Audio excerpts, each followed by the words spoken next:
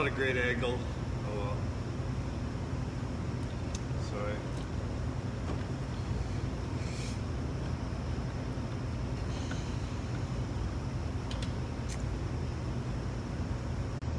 I'm afraid it's attached to my table, so it's going to be bouncing around a bit.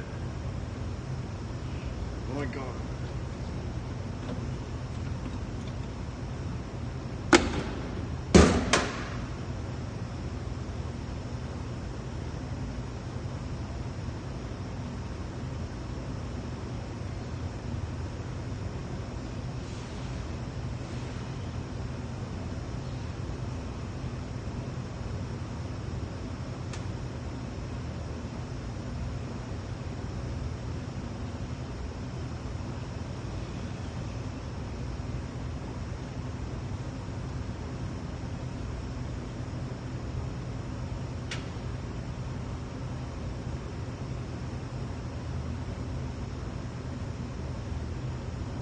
Put some honey in the water.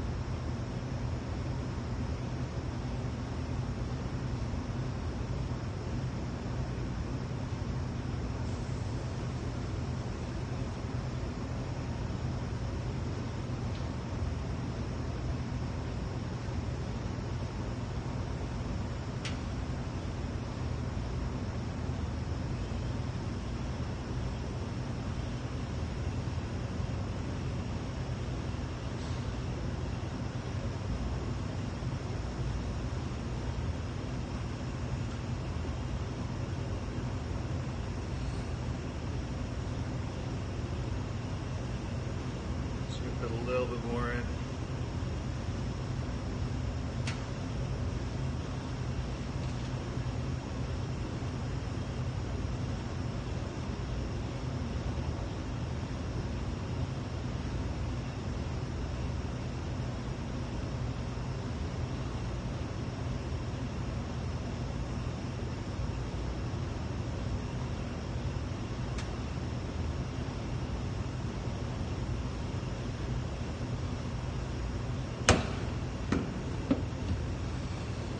I've added honey to the water.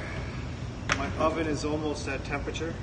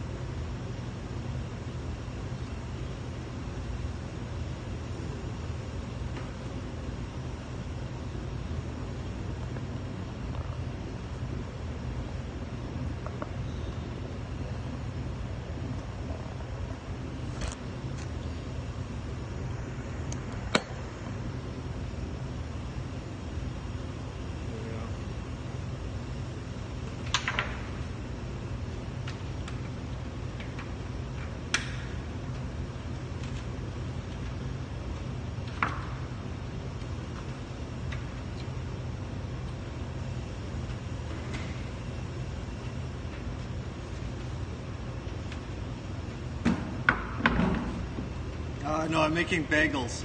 I'm making Montreal style bagels. You can cook pizza in this oven though. It's made for pizza.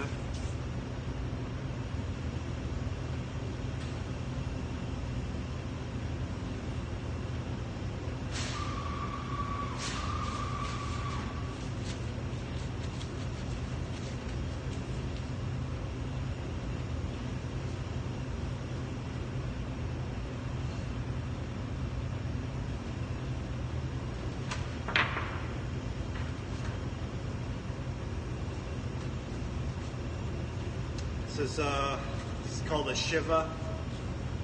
That's how I turn the bagels in the oven. I'll show you how I use it later.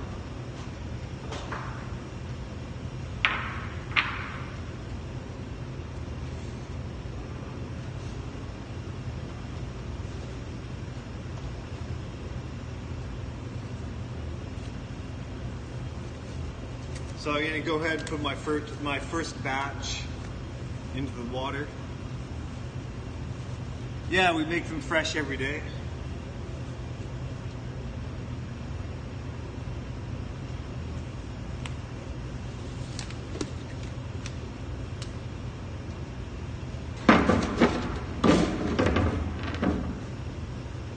Sorry, I can't show you everything I'm doing. I'm gonna get some bagels and I'm gonna throw them into the water now.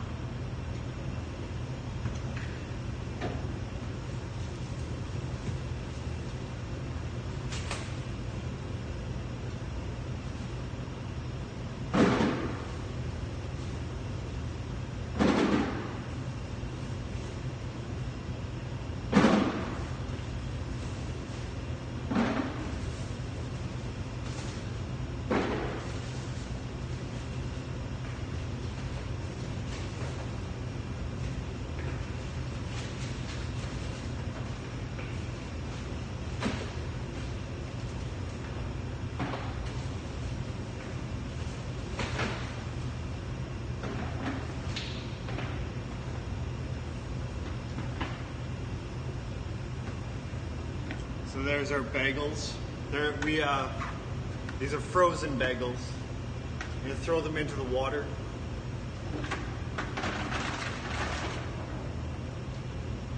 That's a batch of 30 bagels.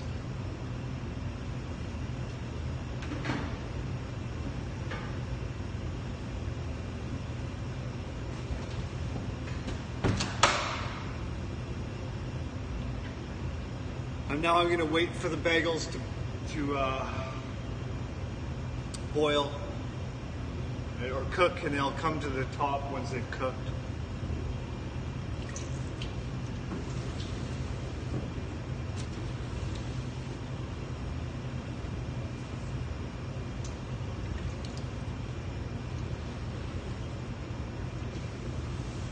I'm just using a wet cloth to wet my boards. Here's a board, I'll show you the surface. That's what I'll put the bagels on, and then I'll put them in the oven. They bake for about, I don't know, I've never timed it. It depends on the temperature of the oven. I guess about 20 minutes in the oven.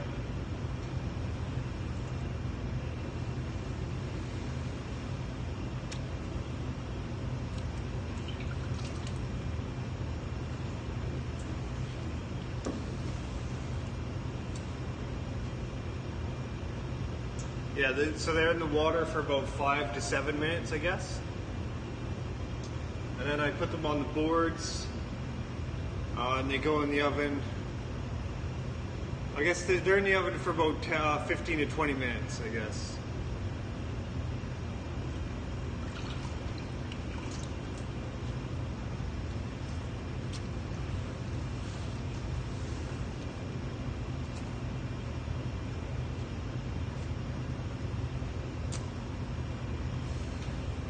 I'm sorry for the camera's probably jittering around. It's I got it attached to the table. But it's the only place I could find that to put the camera. So.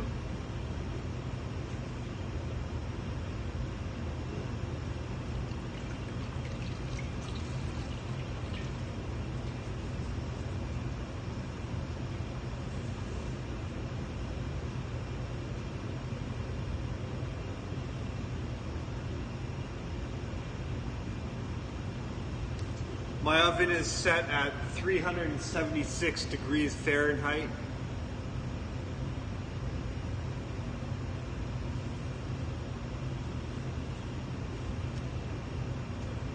That's not a very accurate temperature. Like the actual temperature in the oven varies quite a bit.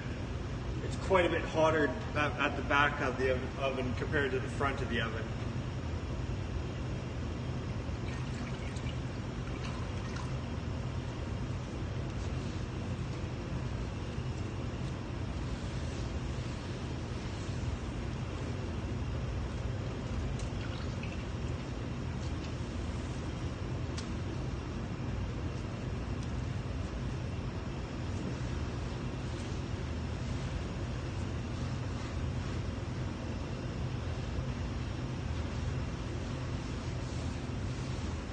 Getting my boards nice and wet.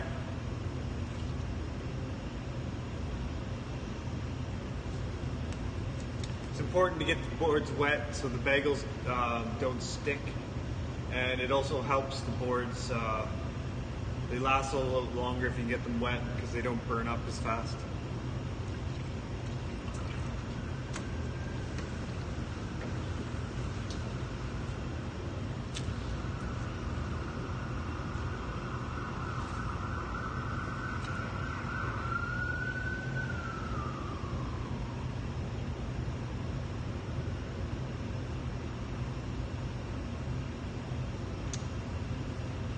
I was an ambulance.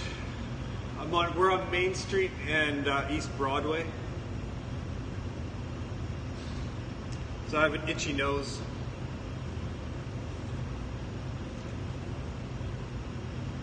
Just gonna go scratch.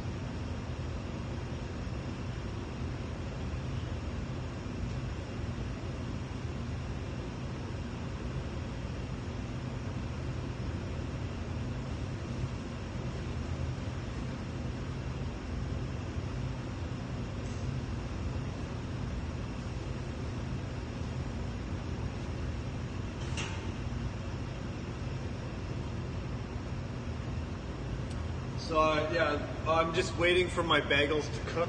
They're in a giant pot of water right now. The water has been honeyed and it's boiling. It's a slow, steady rolling boil. And just waiting for the bagels to rise to the top of the surface of the water.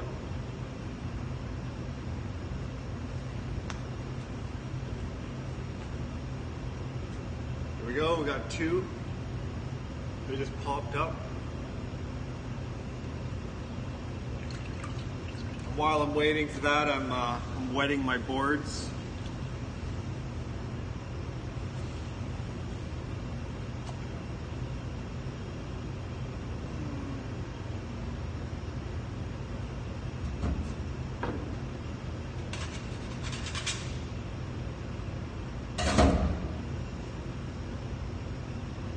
I got my flame set at medium high. The front burner is medium high. The back burner is a little bit lower than medium. And the oven temperature is 370 degrees Fahrenheit. But that's just an average, I guess. I don't know if that's like I said, the temperature of the oven varies. The back of the oven is considerably hotter than the front of the oven.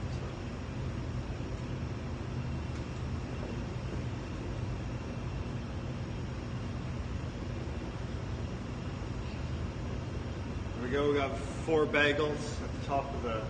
I'm gonna wait until about half of them are boiled, have come to the surface, and then I'm gonna give the pot a stir.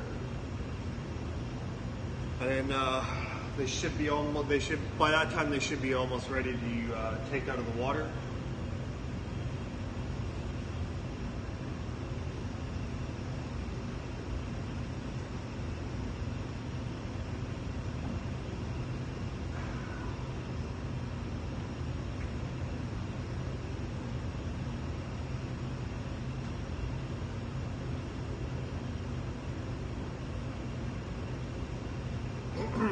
I'm not wearing a name tag. My name's Steve.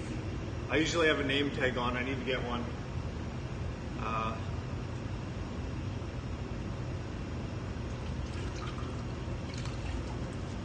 I'm a baker at Rosemary Rock Salt.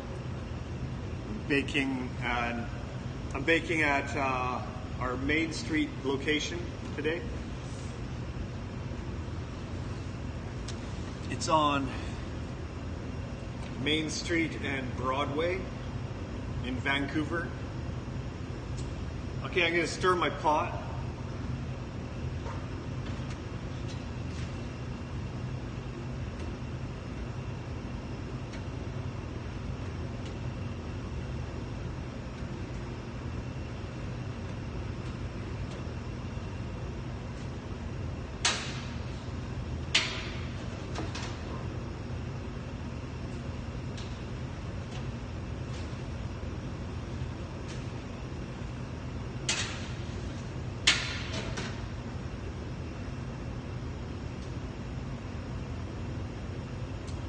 I guess I could I'm gonna turn the camera a little bit this way so you can see what I'm doing over here.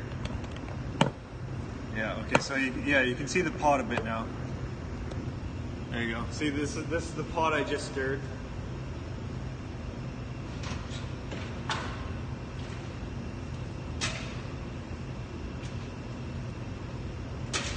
Okay, I'm gonna take my first batch out.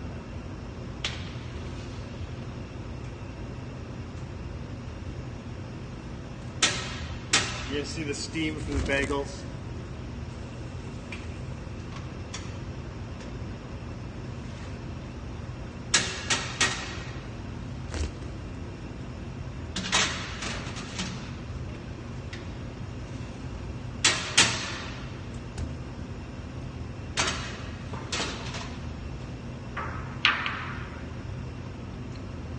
There we go, first batch. I'm gonna take sesame seeds. Here's sesame seeds. And there you go.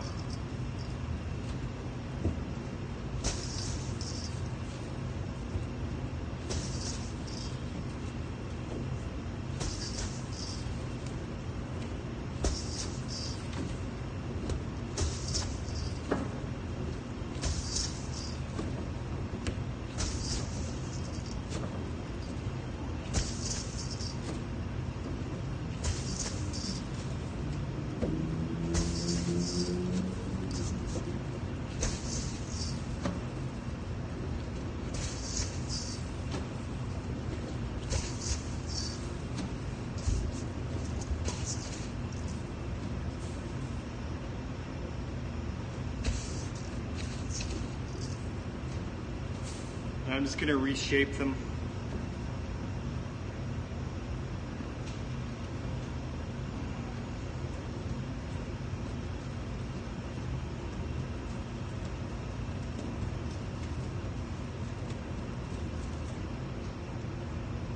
So now I have the seeds on all 30 bagels. These are sesame seeds.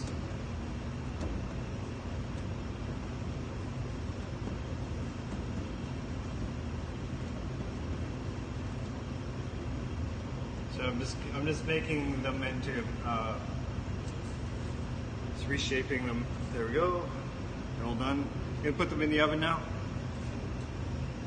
There we go. Our first board. There's the second board.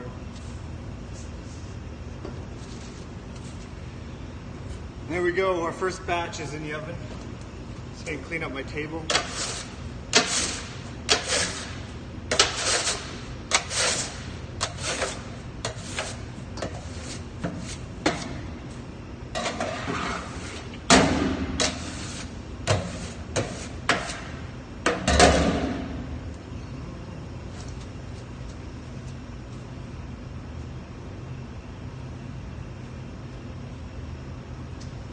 Add some water to our pot, give it a stir.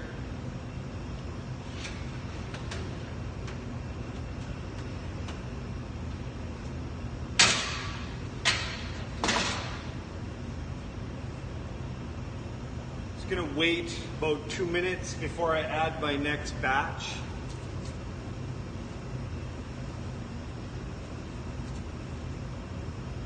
Just gonna try to adjust the camera a bit here so my head's not chopped off.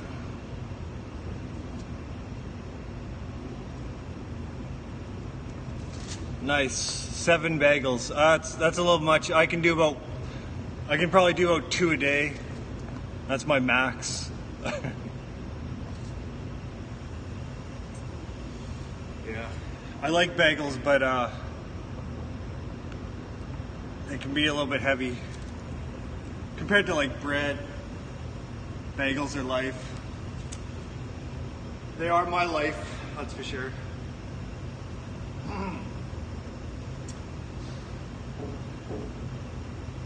They're my livelihood, literally.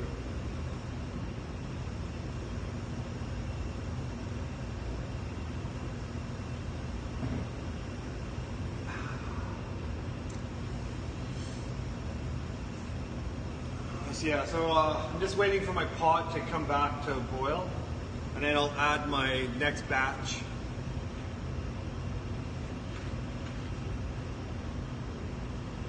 Got our first batch is in the flame, as you can see.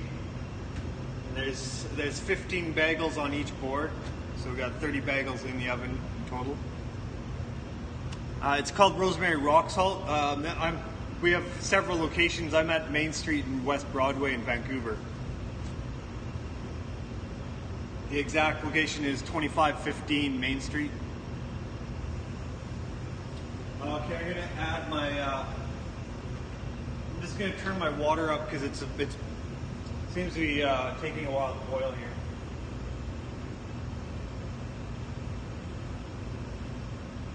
Okay, I'm gonna get my next batch.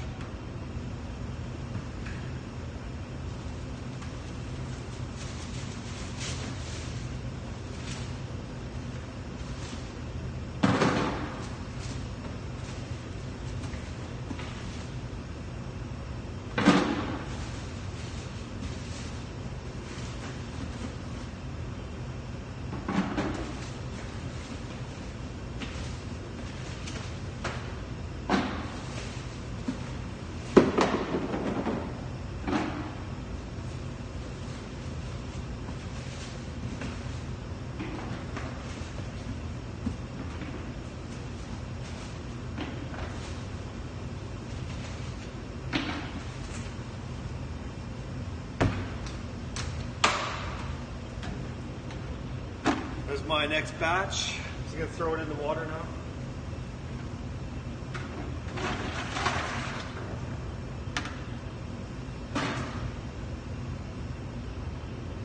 So our bagels are frozen, and we boil them.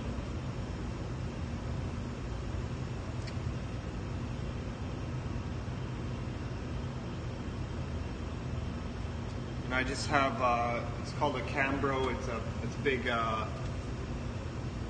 upright cooler. So we have our bagels in there. Sorry I'm not able to show you everything I'm doing for obvious reasons. I'm alone, so.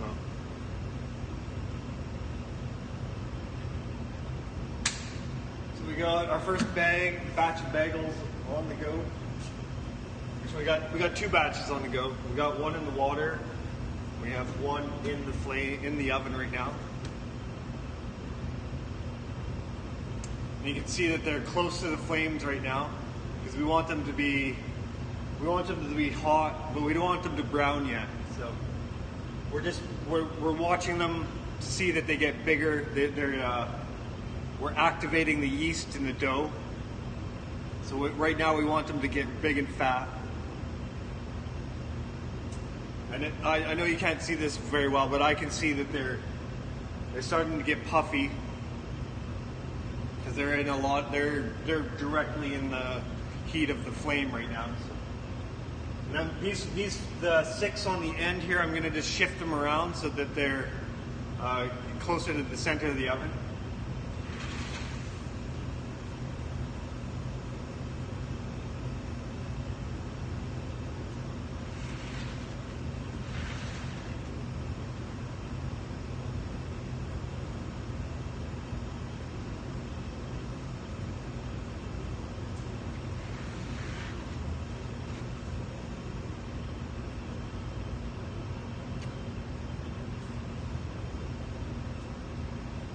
So I could see some of the seeds are starting to turn a little bit brown right on the head. Right on the front row. I'm just waiting for this batch to come up.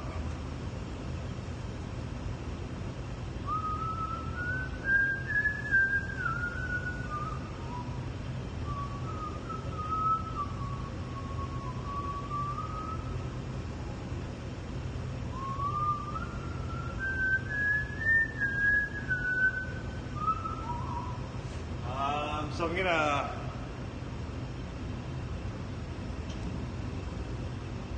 probably flip these pretty soon.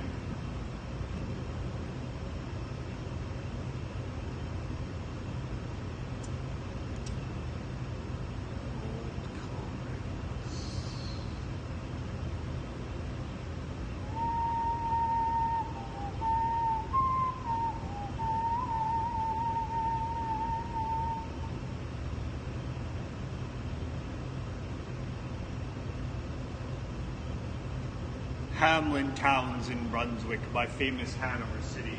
The river Weser, deep and wide, washes its wall on the southern side. A pleasanter spot you never spy. But when begins my ditty, almost 500 years ago, to see the townsfolk suffer so from vermin was a pity.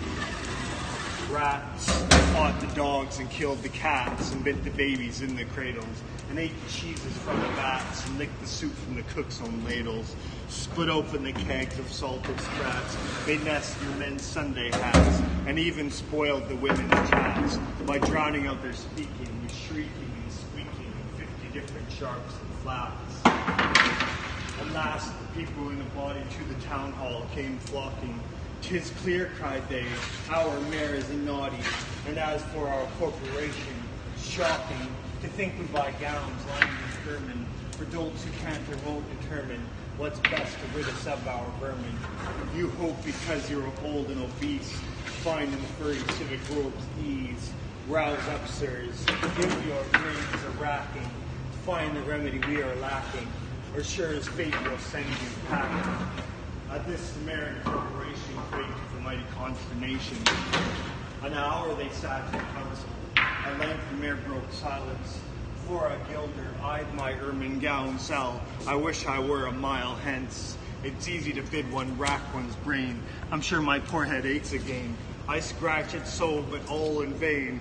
Oh, for a trap, a trap, a trap. Just he said this what should hap. At the chamber door but a gentle tap. "Bless us," cried the mayor, "what's that?" With the corporation as he sat, looking little through wondrous fat. Nor brighter were his eyes, nor moister than a too long opened oyster, save when at noon his paunch grew mutinous, for a plate of turtle green and glutinous. Only a scraping of shoes on a mat, anything like the sound of a rat makes my heart go pit-a-pat. "Come in," cried the mayor, looking bigger, and it did come the strangest figure. His long queer coat from heel to head was half yellow and half red, and he himself was tall and thin, with sharp blue eyes each like a pin, and light loose hair and swarthy skin, nor tuft of hair on cheek nor beard on chin, but lips where a smile went out and in. There was no guessing his kith or kin, and nobody could enough admire this tall man in his quaint attire.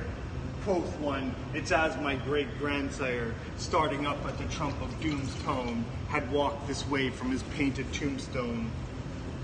He advanced towards the council table, "And please, your honor," said he, "I am able, by means of secret charm, to draw all the creatures living beneath the sun, that crawl or swim or fly or run, after me so as you never saw. And I chiefly use my charm on creatures that do people harm, the mole and toad and newt and viper, and people call me the Pied Piper." And here they noticed round his neck a scarf of red and yellow stripe, to match with his coat of self-same check. And at the scarf's end hung a pipe, and his fingers, they noticed, were ever straying, as if impatient to be playing upon this pipe, as low it dangled, over his meshed soul bangled.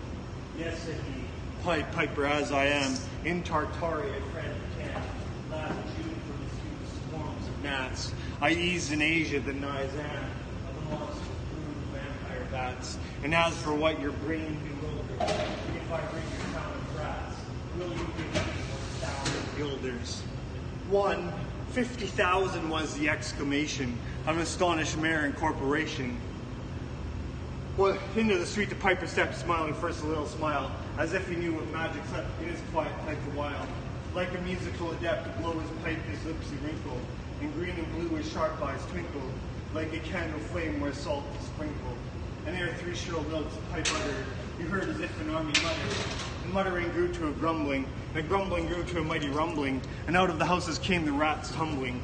Great rats, small rats, lean rats, brawny rats, brown rats, black rats, gray rats, tawny rats, grave old plotters, gay young friskers, fathers, mothers, uncles, cousins, cocking tails and pricking whiskers, families by tens and dozens, brothers, sisters, husbands, wives, followed the Pied Piper for their lives. From street to street he piped advancing, and step for step they followed dancing, until they came to the river Weser, where it all plunged and perished, save one who stout as Julius Caesar, swam across and lived to carry, as he the manuscript he cherished, to rat land home as commentary, which was, after first shrill notes of the pipe, I heard a sound as of scraping tripe, and putting apples wondrous ripe into the cider presses bright, and moving away of pickle tub boards, and leaving a jar of conserve cupboards, and drawing the corks of train oil flasks, and breaking leaves of butter casks, and it seemed as if a voice, sweeter far than by harp or by psalteries agreed, called out, "Oh, rats, rejoice! The world is thrown to a vast by psaltery. So munch on, crunch on, take your nunch on, breakfast, supper, dinner, lunch on, and just a bulky sugar punch on, already staved like a great sun shone, gracious scarce an inch before me, just as methought it said come for me, found the Weser rolling over me." You should have heard the Hamlin people ring the bells so they rock the steeple. Go, cried the mayor, and get long poles, poke up the nests and block up the holes, consult with carpenters and builders, and leave in our town not even a trace of the rats, when suddenly up the face of the piper perked in the marketplace. The first, if you please, my 1,000 guilders. 1,000 guilders.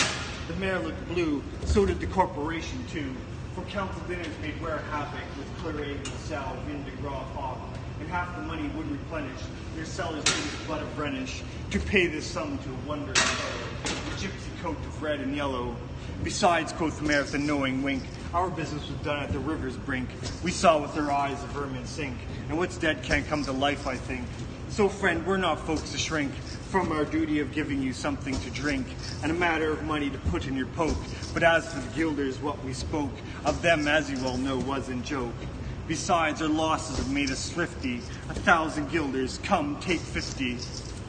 The piper's face fell and he cried, "No trifling, I can't wait beside.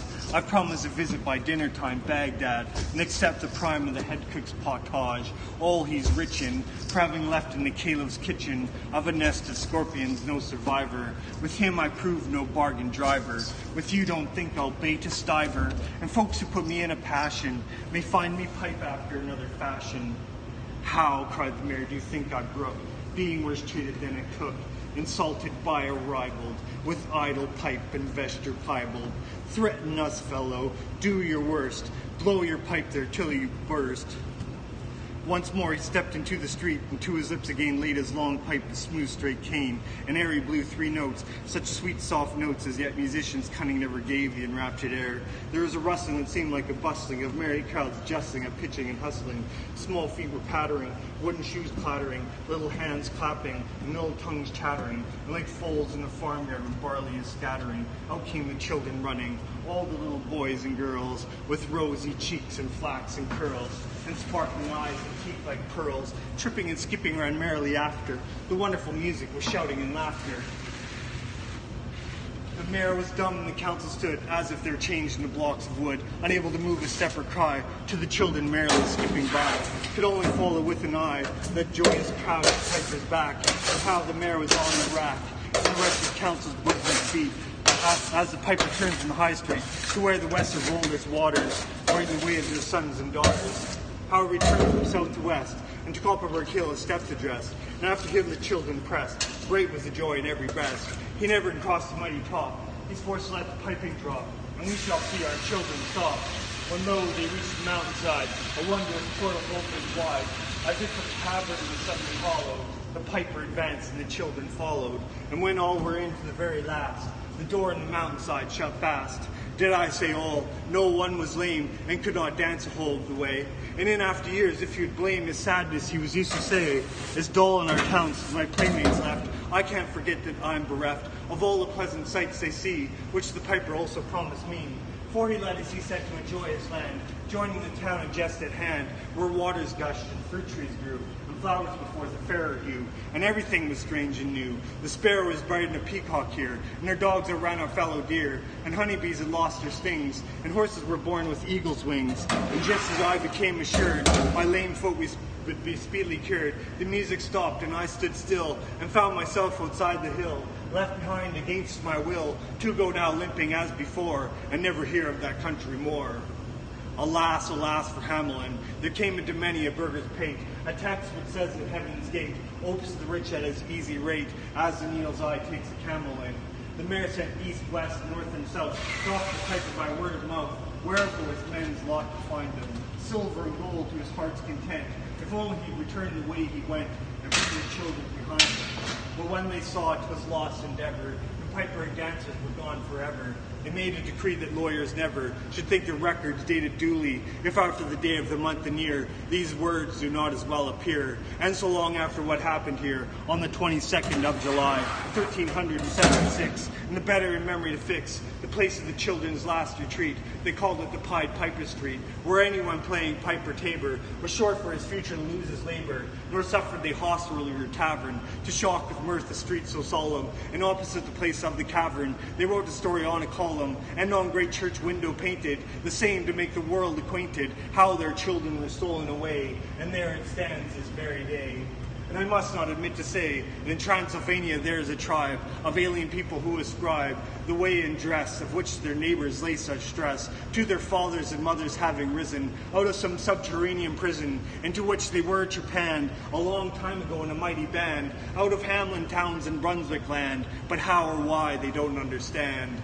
So, Lily, let me and you be wipers of scores out with old men, especially pipers. And if they should pipe us free from rats or from mice, if we promise them aught, let us keep our promise. So now we have 2 batches in the oven. That's a batch of everything on the board. We got sesame on the deck. And I'm about to put my 3rd batch into the water. My next batch is going to be poppy, but they won't be poppy until they go on the table and I put them in the poppy seeds. I'm going to do that, so I'm going to put another 30 bagels into the water. Hello.